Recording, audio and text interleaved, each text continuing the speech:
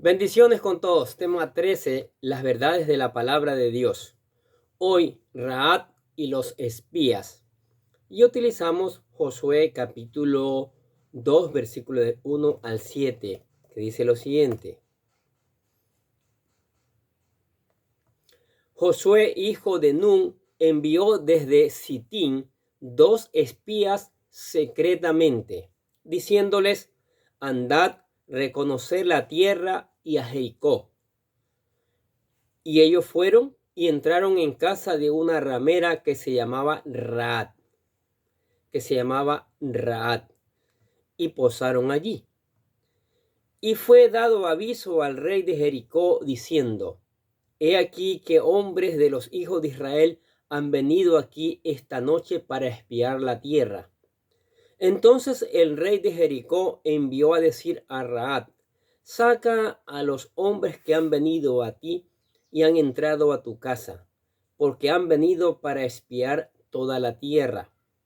Pero la mujer había tomado a los dos hombres y los había escondido, y dijo: es verdad que unos hombres vinieron a mí, pero no supe de dónde eran. Y cuando se iban a cerrar la puerta, siendo ya oscuro, esos hombres se salieron y no sé a dónde han ido. Seguidlos aprisa y los alcanzaréis. Mas ella los había hecho subir al terrado y los había escondido entre los manojos de lino que tenía puestos en el terrado. Y los hombres fueron tras ellos por el camino del Jordán hasta los vados, y la puerta fue cerrada desde que salieron los perseguidores. ¿Qué les parece esta palabra? Vamos a considerar ahora un tema mucho más alegre que se encuentra en el capítulo 2 de Josué. La historia de Rahab. Es como un hermoso rayo de sol que encontramos justo antes de comenzar los juicios sobre la nación cananea.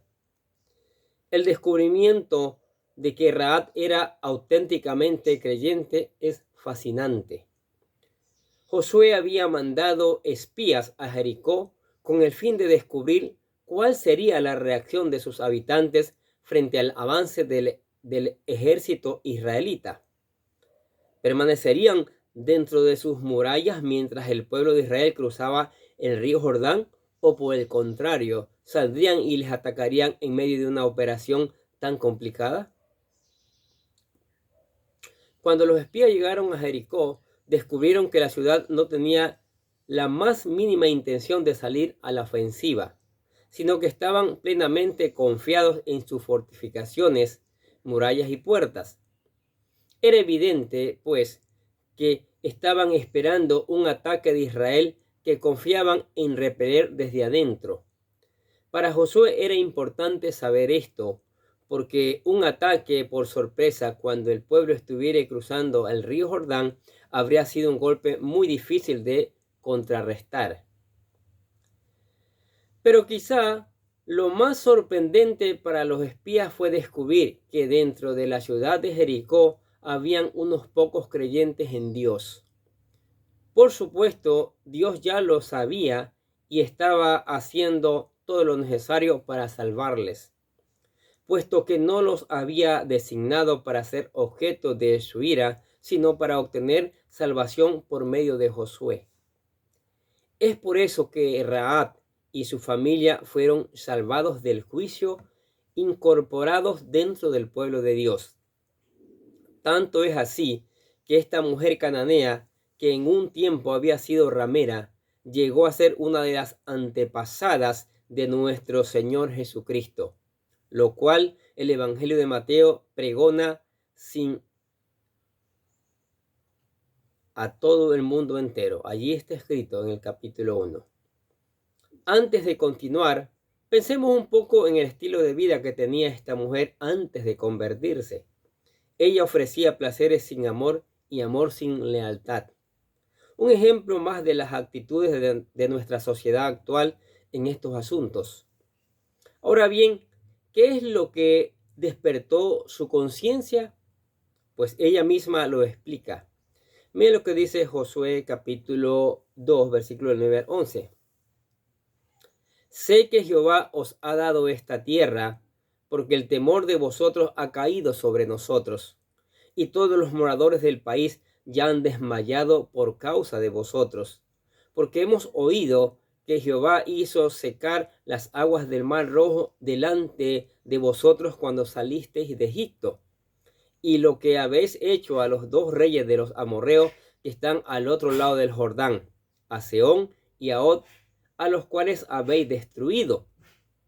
Oyendo esto, ha desmayado nuestro corazón, ni ha quedado más aliento en hombre alguno por causa de vosotros, porque Jehová vuestro Dios es Dios arriba en los cielos y abajo en la tierra.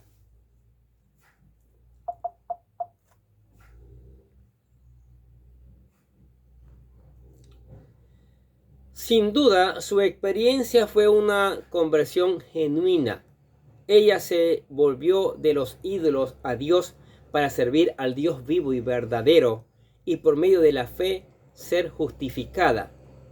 Su caso también se comenta en el Nuevo Testamento, en la epístola de Hebreos capítulo 11, versículo 31, donde se dice que fue liberada por la fe, y en la carta de Santiago capítulo 2, versículo 25, donde se nos dice que también fue justificada por sus obras cuando recibió a los espías y los envió por otro camino.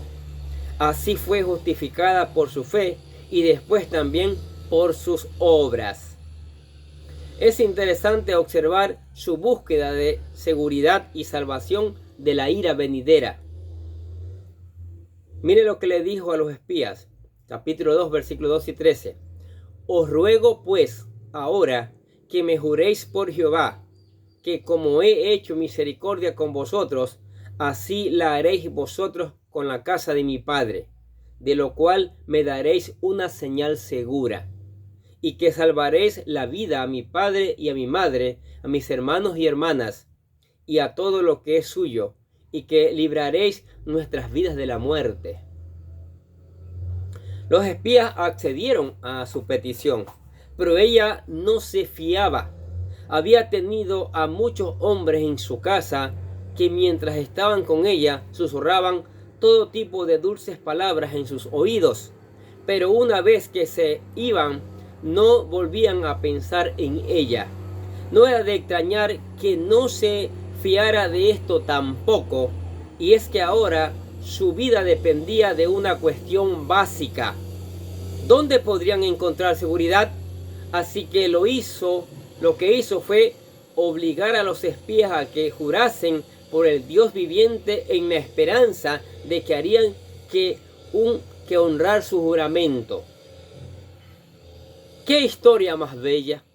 Rahab en busca de un amor que le diera seguridad y que solo pudo encontrar en Dios.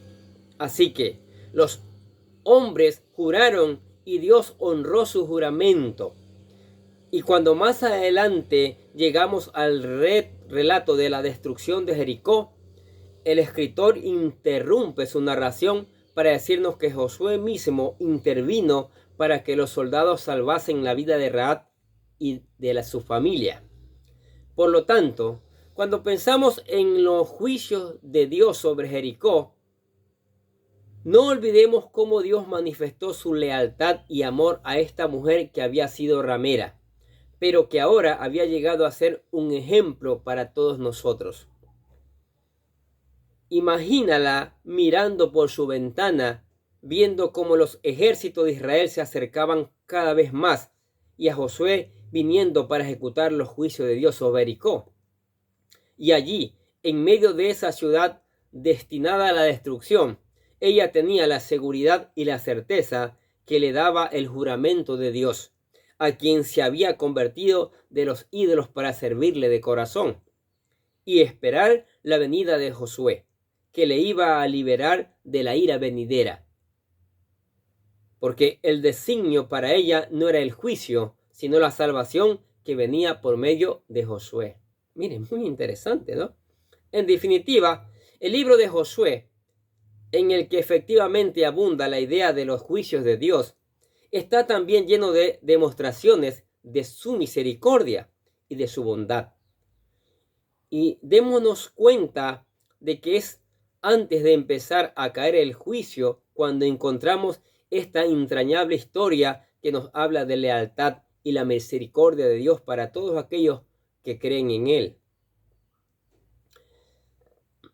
En este capítulo vemos que Rahab recibió y escondió a los dos espías enviados desde Sitín. El pacto entre los espías y Rahab y el regreso e informe de los espías. Este capítulo nos representa a una mujer de carácter y moralidad dudosos. Era prostituta y su nombre era Rahab. Un hecho sorprendente fue que se la menciona en la carta de los Hebreos capítulo 11 como heroína de la fe. ¿Sí? Dice en el versículo 31 de Hebreos 11, por la fe Rahab la ramera no pereció juntamente con los desobedientes, habiendo recibido a los espías en paz. Qué cosa, ¿no? No nos gusta pensar en el capítulo 11 de la carta a los Hebreos como un capítulo acerca de los héroes de la fe. El hacerlo así pone el énfasis sobre el hombre en la parte humana y agrada más bien poner énfasis sobre la fe. Los hombres y mujeres registrados en ese capítulo ilustran lo que la fe hizo en todas las edades, bajo todas las circunstancias de sus vidas. Significa que la fe puede hacer lo mismo hoy en día por nosotros. Muy interesante, ¿no es cierto? Otro hecho sorprendente fue que a Rahab se le menciona en la genealogía de Cristo. El Nuevo Testamento se inicia con esa genealogía y no llegamos a leer 5 versículos del Nuevo Testamento y ya nos encontramos con el nombre de esta mujer. En el Evangelio según San Mateo capítulo 1 versículo 5, donde leemos, Salmón engendró a Rahab, de Rahab a Boaz, Boaz engendró a Ruth, a Obed y Obed a Isaí. Y cómo llegó a estar incluida en la genealogía de Cristo, se incluyó en la genealogía por la fe que tuvo. Y eso es muy interesante. Comencemos pues en este capítulo que nos presenta a una mujer notable que encontramos aquí en el capítulo 2 del libro de Josué. Dice el capítulo 2, dice, Josué hijo de Nun envió desde Sitín 2 espías secretamente, diciéndoles, andad reconocer la tierra y a Jericó, y ellos fueron y entraron en casa de una ramera que se llamaba Rahab y posaron allí. 38 años antes, Josué mismo había entrado en la tierra de Canaán como espía. Su misión fue ver si era posible que los hijos de Israel tomaran la tierra. Ahora, la misión de los espías era diferente. Debían elegir la mejor manera para que Israel entrara en esa tierra. No se nos dice cómo se encontraron los espías con Rahab, sino que ella les abrió las puertas de su casa.